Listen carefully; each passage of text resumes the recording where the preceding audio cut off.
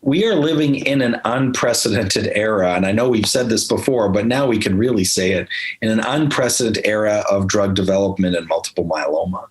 And it's very exciting because we have not only newer versions of old drugs, as it were, but we have totally new mechanisms of action. Using BCMA as a target, being able to introduce CAR T-cell therapy, being able to introduce bispecific therapy.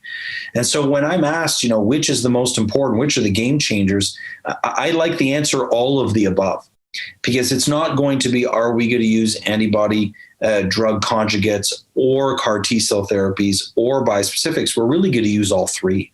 This is good news for patients because we can now match the treatment modality that best fits the patient.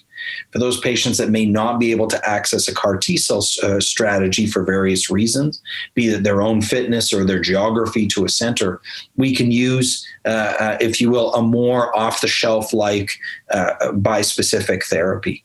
We can leverage these new different mechanisms of action because despite our great advances in myeloma, we still have not cured the disease in the overwhelming majority of patients. So having different mechanism action is important.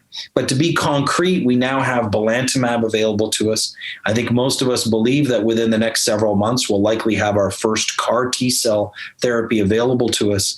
And likely not long after in the new year, we'll be able to add Melphalan Flufenamide, possibly a bispecific therapy, and not too long after iberdomide.